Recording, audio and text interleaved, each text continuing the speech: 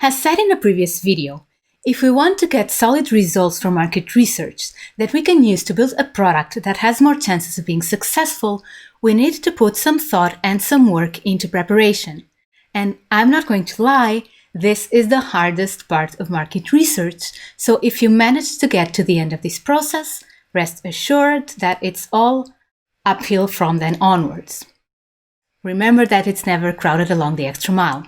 Putting this much effort into market research may seem silly, but if what you're developing really matters to you, this is the best way to improve the chances of success.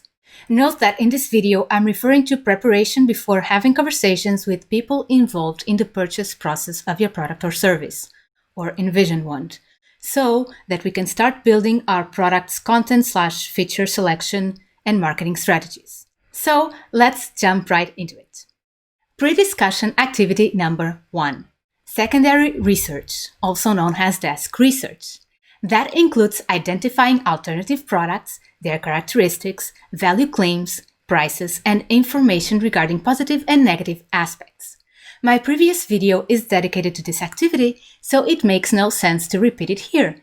If you want all the details, be sure to check that video out. It's linked below. Anyway, at the end of this activity, you should have all the information that is publicly available about your market and based on which you can define some hypotheses regarding 1. What your product or service should include, 2. What your product or service should not include, it's equally important, 3. What your achievable price range is likely to be, broadly, 4. Who your customers will be in terms of target market segment, and 5. What your main value claims will be. Once we have that, we will test whether your hypothesis makes sense during the interviews. Basically, the interviews will serve to gather missing information and confirm whether your preliminary plan is based on solid assumptions or whether you need to make some adjustments or even more of an overhaul. So let's move on to pre-discussion activity number 2. Create a product description. When possible, create a dummy sales page and even a prototype. So, one of the things we want to test during market research is how people react to our envisioned product or service. However, since we haven't actually developed anything at this point, the best we can do is have a description of it that allows the interviewees to assess the product as closely as he or she would do in a real purchase situation. The closer we can get our research supporting materials to what people would experience when purchasing the product, the better our results will be. This is particularly easy in the case of digital products or services, since we can build the sales page just as a potential customer would see in real life. And if you don't have a website, you can build a dummy page in a PowerPoint document or in Canva, or some other tool that allows to create what a sales page would kind of look like. You just need to have something to show people to which they can react. Anyway, even if building a sales page isn't possible or doesn't make sense, we can still put together a detailed summary of the characteristics that the product we intend to build would have. And if you're building a physical product and have the opportunity to talk to people face to face and build a prototype, perfect. Again, the closer we can get to a real purchase situation, the better. Note that you do not have to be completely sure about what you want to build when you start this process, though. We can even have 2 or 3 completely different versions that we want to test against each other to assess which one is better received, or even how willingness to pay varies depending on the features we intend to include. In a future video, I'll go over how to test for which features to include, so more details on what to do with this coming soon. For now, all we need to do is to make sure that we can explain what our envisioned product or service will be like in the clearest way possible, so that we can get reactions from people that are the closest we can get to the ones we will face in real life once we launch. And it's time to move on to pre-discussion activity number 3. Select the main value messages to be used in promotion, ads, social media posts, etc. Here, what we need to do is select the main value claims that we want to make about our product.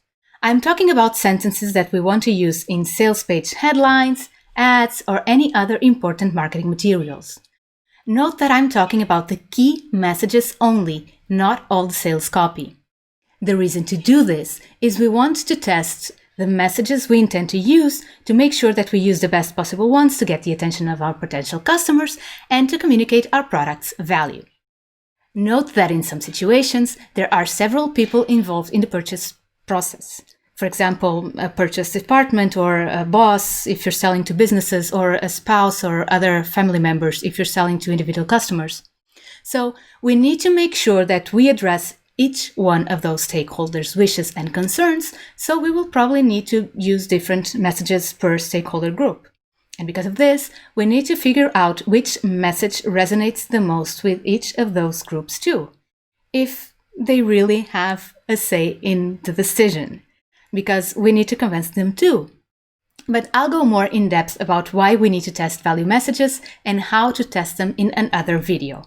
Value message selection isn't always as simple as it looks, since sometimes there can even be some interesting and surprising psychological aspects that we may want to take advantage of or avoid. For now, let's move on to pre-discussions activity number 4. Define target prices. So, after we conclude the desk research, we should get a rough idea of what our achievable price range is, or at least the price we would like to sell our product for. So, during our conversations, we need to see how people react to a handful of potential prices, as well as ask a few other price-related questions that will help us price our offer at a level that does not make the sale overly difficult, nor leaves too much money on the table, unless that's your intention. What you would do here is take a look at your desk research findings and select 5 or 6 price points from within the potential price interval that you believe might be achievable and for which you'd like to sell your product or service. Later, during the conversation with the potential customers, you will test whether your hypotheses regarding the attainment of those prices are indeed correct. And if you're trying to establish a parallel in terms of price versus value versus a different, more expensive type of product to justify a more premium price than what people would readily accept for your product, you will also need to test to what degree your arguments are accepted. I have a video on pricing questions to ask during interviews, so you can take a look at that video to get the details about what exactly we would do with all of this. This is the homework for question number 5 in that video. And finally, there's only one more thing to do before we are ready for our primary market research interviews, and that is pre-discussions activity number 5. Identify target interviewees, look up contacts, and think about what you'll give in return for time, if needed. For the purpose of this video, I'll assume that the target customers are the only relevant stakeholder group in your product or services purchasing process, but if that's not the case, you may need to talk to other people involved in the purchase decision. That's not the most frequent situation though, so for simplicity's sake, I'll ignore it here. But if you do have to deal with other significant stakeholders, make sure you understand their views and influence too. Note that sometimes potential customers can explain the views of other people involved in the purchase fairly well, so you may not even need to talk to any of these additional groups to know all you need. Just make sure you understand whether additional influencers exist and how you need to address them. But moving on, I'd like to highlight that it is important that the people you talk to are actual target customers. Because if we interview people who aren't like the ones we're going to try to sell our product to, their attitudes towards our envisioned product, its price, and value messages may be too different from the real target customer attitudes to yield information to build a strategy on. Remember that garbage in, garbage out. Moving on, depending on who you need to talk to, finding people to interview can range from super easy to the most difficult part of the process. If you are a part of a community on social media that's related to your product, such as a Facebook group, or have a mailing list of target customers that you can contact, finding people to talk to should not be too hard. And they may even be excited to get a chance to talk to you about your new product or service, so you may not need to incentivize them at all. Or you can offer a short coaching session in return for their time, or an ebook, or some small token of appreciation. However, finding people to talk to can be a painful process when you need to talk to people from other businesses, from specific institutions, opinion leaders, or when your product is something that the target customers are embarrassed to admit that they use. I have worked with all of the previous, so I'm fully aware of just how hard and frustrating this can get. And I'm not going to lie, this can really be the hardest and the most time-consuming step in this whole process. For me, it is the part I actually hate. Fortunately, it's also the part that can be very easily delegated. So if you have the chance, do that. Oh, and a not so small detail is that when talking to people for their personal capacity, they may not be willing to spend their time on an interview just to get a token of appreciation. They may require something more substantial, such as being paid for their time. The good thing is that if you have a fairly homogeneous market, you probably don't need to talk to more than a handful of people. At the end of the day, people just aren't that different, unless you have segments. So, how many people will you need to talk to? Personally, I usually feel comfortable talking to 5 to 7 people. I have noticed that if I talk to 7, at least 2 will usually give me repeat answers. That means I would get at most 5 different opinions.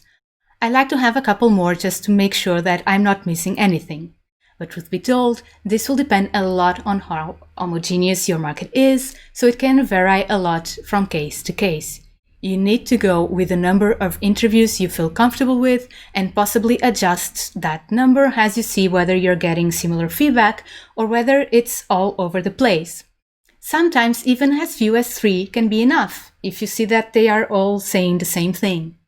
Your required number of interviews will depend on how safe you feel that the conclusions you're getting from this exercise are indeed representative of your market and will allow you to define an overall strategy with some level of confidence. Also, remember that even if we're unable to pin down which is the best strategy from the interviews, once we get a grasp of the direction in which things may go, that will allow us to think of a couple of alternative strategies, and we can then build a survey if we want to get a more solid idea of which one to choose. In some situations, it might even be possible to fine-tune using A/B testing alone.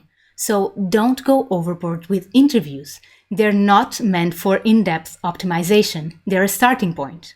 Interviews are meant to give us a broad understanding of the market and gather broad feedback. If you want to know what we can and cannot get from interviews, check out my video about qualitative versus quantitative research. It's important to conduct these interviews because it's not infrequent for interviewees to bring up issues and suggestions that we might not even have thought about and which we would therefore never consider to test. As I like to say, sometimes you don't know what you don't know until an interviewee brings it up. Always keep in mind that the point here is to get a solid head start to our marketing strategy overall definition. Fine-tuning can usually be done later in simpler, more efficient, and cheaper ways. In my next few videos, I'll go over what specific questions you should ask to make sure that you include the features on your product or service that improve the chances of selling it at a profitable price, why it's important to test marketing messages.